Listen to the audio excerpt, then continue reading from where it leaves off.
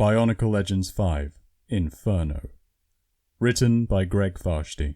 Recording by Luis Alarcon Ramos. Chapter 3. Toa Matoro barely ducked in time. A blast of shadow energy tore through the rock above his head. The near miss wasn't half as disturbing as who hurled the blast. "Okay, this can really stop," he shouted. "Any time now would be fine." The Toa Inika had rounded a bend in the staircase, only to find themselves face to face with a host of nightmares. Blocking their way were a Rakshi, a Borok Kal, a Nui Rama, a Muaka, and at the head of this assemblage of evil, Makuta himself. All were beings they had faced before as Matoran, but their presence here as a team made no sense. There was little time to puzzle it out, though, as a hail of shadow bolts, fire blasts, fear power, and more drove the Toa Inika back. "Lee Khan wasn't joking," said Kongu. "And here I always thought reunions were supposed to be happy fun." Toa Hali narrowly dodged the slashing claws of the Muaka, a great cat-like animal. She responded to the attack with one of her own, a powerful blast of water that slammed into the Rahi beast and hurled him against the rock wall. The Muaka struck hard and slid to the ground, unmoving. Hali's eyes widened. The creature looked dead, but she had seen Muaka get hit by much worse and spring right back into action. The awful thought that she did not know her own strength as a Toa ran through her head. "Hey, Hali!" yelled Huki. "This is no time to daydream!" "You take the Borok," Kongu said to Huki. "I want the big guy for myself." Farther up the stairs, Jala was wrestling with a Rakshi Turak. The red armoured creature, with its power to induce fear, was a challenge, but still an enemy that a prepared Toa could handle with some effort. Yet Jala felt his muscles turning to water as he fought the monster. Memories of another fight with a Turak kept intruding. He had been a Matoran then, side by side with the Toanuva and his best friend, Takua, on the island of Matanui. Makuta had sent his Rakshi to try and stop the Toa of Light from ever coming into being. A Turak had been about to strike down Takua when Jala grabbed onto the Rakshi's staff. Pure fear power poured into Jala until it overwhelmed his ability to handle it. He died then, only to be returned to life later in a way he still could not explain. "But that doesn't change the fact that I died. I died," he thought as he strained against the Rakshi. "Is that a possibility I can face again?" The metallic mouth of the Rakshi opened to reveal the slimy crater slug inside. The repulsive sight brought more memories. The village of Tarkoro destroyed, Kokoro badly damaged, Matoran fleeing for their lives, all because of these monsters. "Never again!" Jala shouted, wrenching himself free of the Rakshi's grasp. He aimed his energized flame sword, intending to create a wall of flame between him and his opponent. The fires appeared, as he had wished, but something immediately went wrong. The lightning refused to stay intertwined with the flames, instead lancing out in all directions. One bolt struck the Rakshi, instantly destroying the crater inside. The Rakshi armor collapsed to the ground. Jala stared down at his handiwork, feeling just as empty as the scorched metal exoskeleton at his feet. By the time Kongu had gotten into position, Huki had trashed his Borok foe, Nupari was locked in combat with the Borok Kal, and Matoro was trying to ice the wings of the Nui Rama. Strangely enough, neither the Kal nor Makuta had said anything during the battle. "Usually we can't get these losers to shut up," Kongu thought. "Not sure how you got this monster crew together, Makuta," the Toa Inika of Air said. "But it won't do you any good. We're going quick down those stairs, around you or over you, your choice."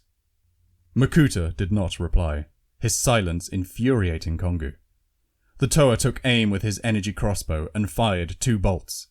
Makuta made no effort to get out of the way. Instead, he simply waved his hand and the 2 bursts of energy froze in mid-air. Then the bolts dropped, hit the floor, and shattered like glass. Undeterred, Kongu called upon his power over air, creating a mini cyclone centered on the Makuta. The winds were so powerful that nothing could breathe within or stay rooted to the ground. Yet somehow, Makuta remained unaffected. In fact, The power of the Master of Shadows cut right through the cyclone to blast Kongu with solid darkness. The Tower of Air picked himself painfully up off the stairs. Something was not right here.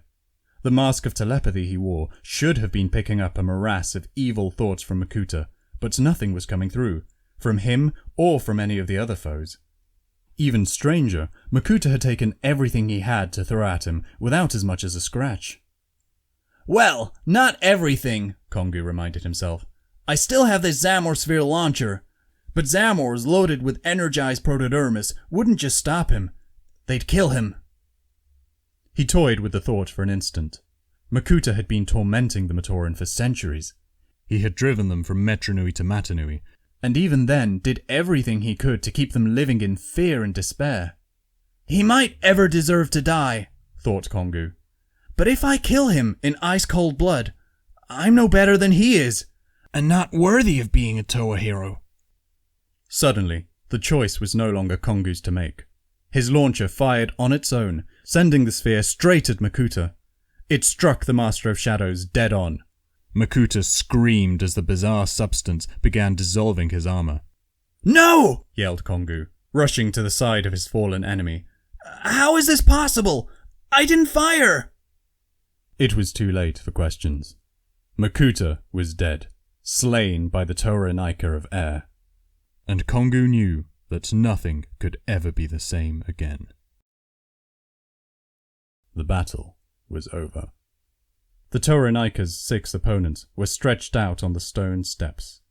All of them were dead, and none of the Toa was quite sure how it had happened.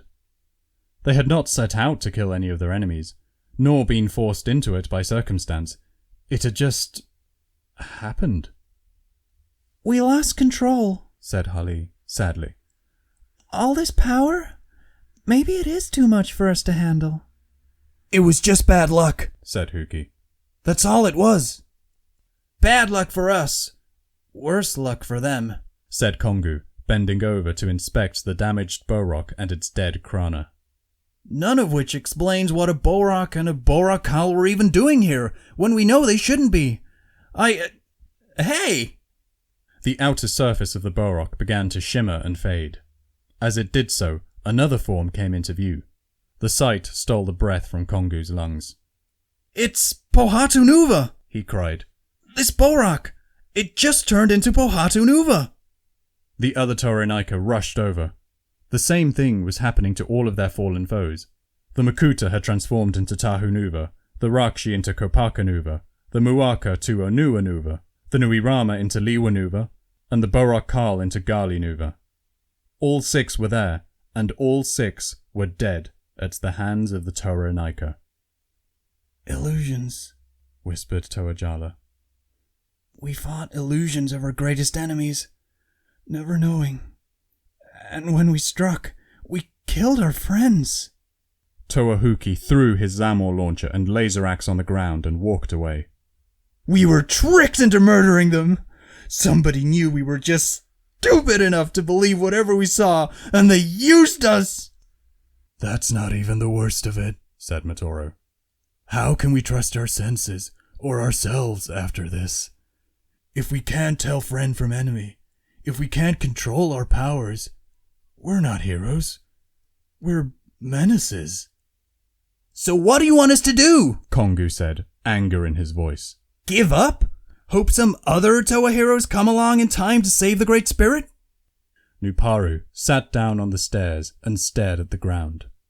But, Kongu, how could we be sure we were saving him? What if we got tricked again and we killed Matanui? Are you prepared to risk causing the death of the universe? An uncomfortable silence descended upon the 6 Toa. All of them, at one point or another, had worried that the power they now wielded might be too much to bear.